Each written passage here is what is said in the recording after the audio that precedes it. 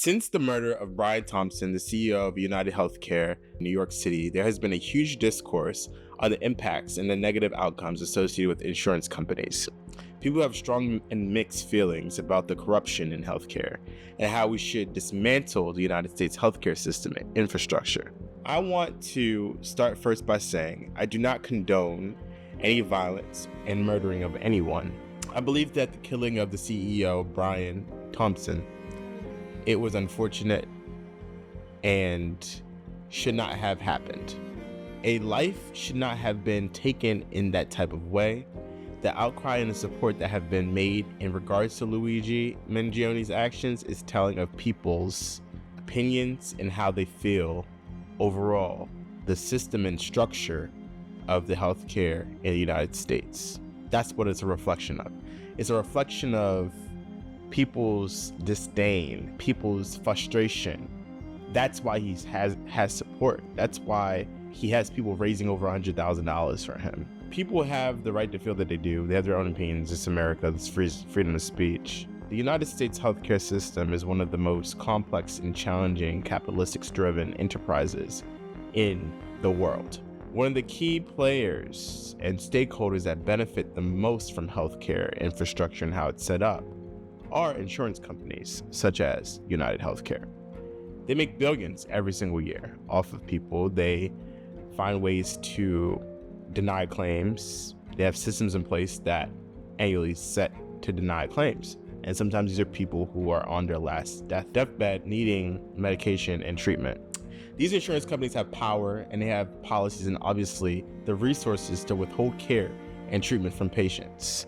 A lot of the people who have unfortunately passed away due to being denied claims, denied treatment that would have been very effective and useful in their care. Many physicians who have been outspoken about their experiences having to advocate for their patients, having negative experiences with insurance companies where they have to make phone calls, allow for claims to be approved, for patients to get the right prescriptions or surgeries or procedures that are needed to treat their illness. It's unfortunate doctors have all this training, but yet they still have to deal with the little battles between insurance companies who are only invested in their own interests, which is their bottom line to increase their profitability of their company. Most recently, during the whole incident with Brian Thompson passing, one example of this was Blue Cross Blue Shield.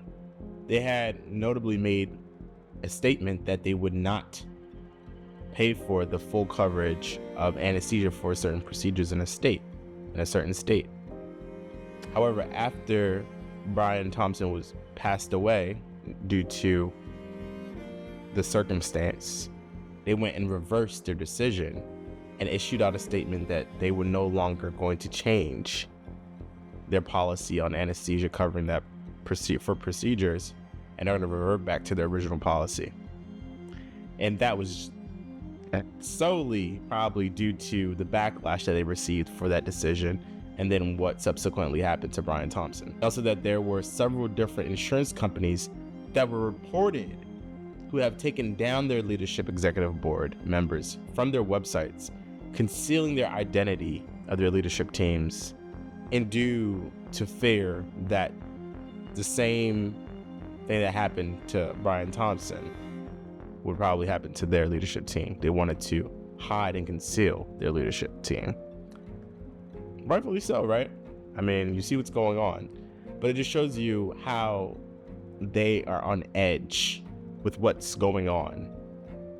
There's things that need to be changed in the United States and how healthcare is distributed, protected, and censored and regulated through insurance companies.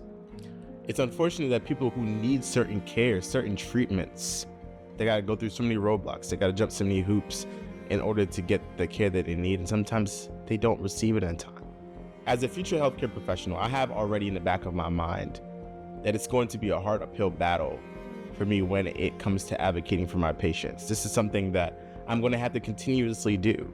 So I already have to have that in the back of my mind that I have to go above and beyond. And sometimes that's going to require me to stay late into the office, take work home to make sure that the patients get the right treatment, and get approved for the care that they're going to need in order to successfully overcome the illness or sickness that they may have. There's going to be a lot of time dedicated to making sure that in communication with insurance companies, my number one priority will be to advocate for my patients, making sure they get the treatments that I want to give them that I think is most best to treat their disease.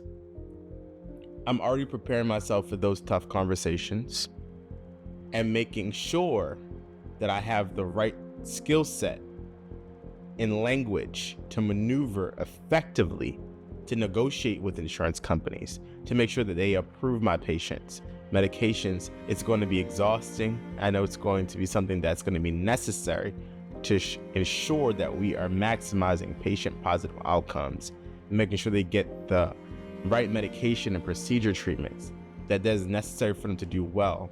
I'm willing to go above and beyond for my patients. It's just unfortunate that the United States system is catered towards insurance companies. The whole bottom line is their profit of disease and sickness of patients. It'll be interesting to see what happens under the new presidency moving forward and how this case against Luigi Mangione, how it's publicized and the actions that's going to ensue.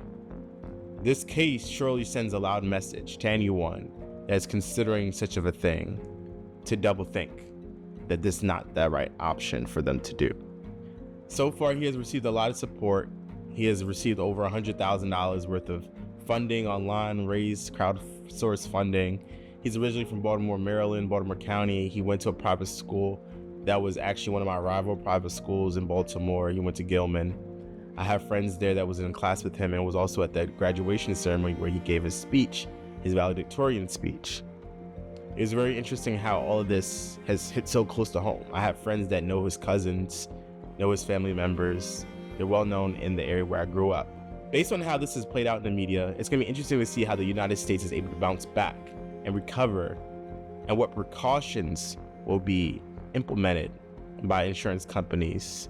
I hope you all enjoyed this video, my thought process, and how I think and view this United Healthcare situation that occurred. Remember, it's not a marathon nor a sprint, it's a mission in medicine. Please share this video out to somebody who might need it, who might be interested in this type of take.